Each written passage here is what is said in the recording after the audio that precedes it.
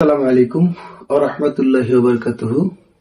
উপস্থিত হয়েছি আরো একটি ক্লাস নিয়ে। এই ক্লাস 6.3 এর জ্যামিতিক অংশ নিয়ে আলোচনা হবে।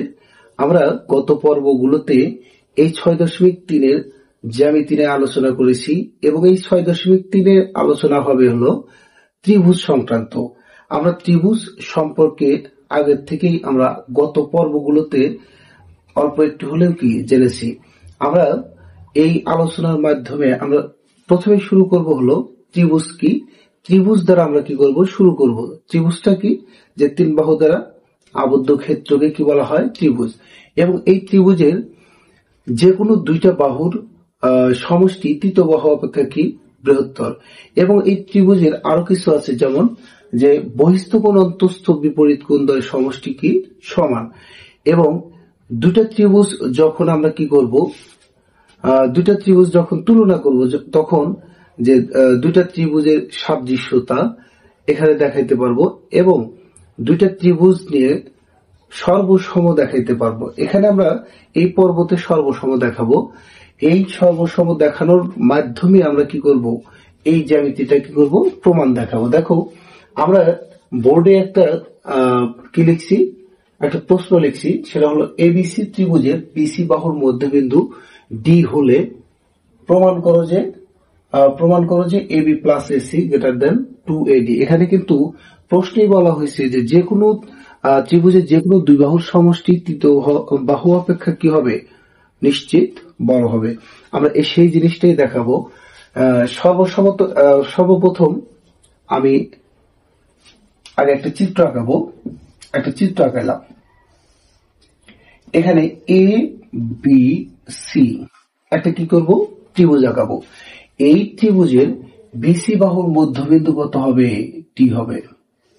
বিসি বাহুর মধ্যবিন্দু কি হবে? ডি হবে। এবং এই ডি কে আমরা কি করব, এডি এর সমান করে কি করব, বর্ধিত করব। এডি এর সমান করে বর্ধিত করলাম। এবং এবি এবং এসি বাহু যে নেওয়া আছে, এবি বাহুর সমান করে আমরা এই সিই বাহুটাকে কি করব, যোগ করব। এখানে কি ই দেওয়া হলো, আমরা কিন্তু চিহ্নিত করলাম এবং বাড়তি একটা কি করছি, অঙ্কন করছি। কি অঙ্কন করা হয়েছে? এডি কে ডিই পর্যন্ত বর্ধিত করা হয়েছে এবং সিই হচ্ছে কি এই এবি এর সমান।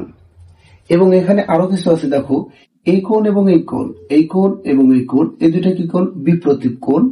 এখানেও এই কোণ এবং এই কোণ, এরা দুজন কি বিপ্রতীপ কোণ।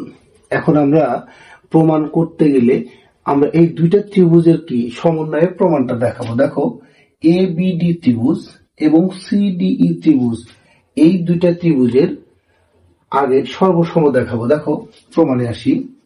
প্রমাণ কি আছে? ত্রিভুজ এবিডি, ত্রিভুজ এ বিডি ও ত্রিভুজ সিডিই, এই দুইটা ত্রিভুজের এবি বাহু সমান কত? সিই বাহু। এবি ইকুয়াল টু সিই এবং এডি কত আছে? BD equal to CD. কোণ আমরা নেব, দেখো সিডিই সমান সি কত আছে? ADE, ADB, ADB. ত্রিভুজ এ বিডি সর্বসম ত্রিভুজ সিডিই। দেখো এখানে আমি কিন্তু দুইটা বাহু এবং কি একটা কোণ দেখাইছি। আমরা সর্বসম তৈরি করতে গেলে আমাদের দরকার কি, দুইটা বাহু এবং একটা কোণ এবং তিনটা বাহু অথবা দুইটা কোণ একটা বাহু। সর্বসম তৈরি করতে আমাদের তিনটা শর্তের প্রয়োজন এবং এই তিনটা শর্তের যে কোনো একটা হলে আমরা কি করব, যে এটা সর্বসম দেখাইতে পারবো। আমি সর্বসম দেখাইলাম এবং এখান থেকে দেখো ত্রিভুজ, এখন পুরো ত্রিভুজটা নেব, অর্ধেক ত্রিভুজ। দেখো এ ই সি, ত্রিভুজ এ ই সি, এই ত্রিভুজের আমরা জানি ত্রিভুজের যে কোনো দুই বাহুর সমষ্টি তৃতীয় বাহু অপেক্ষা কি বৃহত্তর। আমি আবারও বলি, ত্রিভুজের যে কোনো দুই বাহুর সমষ্টি তৃতীয় বাহু অপেক্ষা কি বৃহত্তর। তাইলে আমরা লিখি, দেখো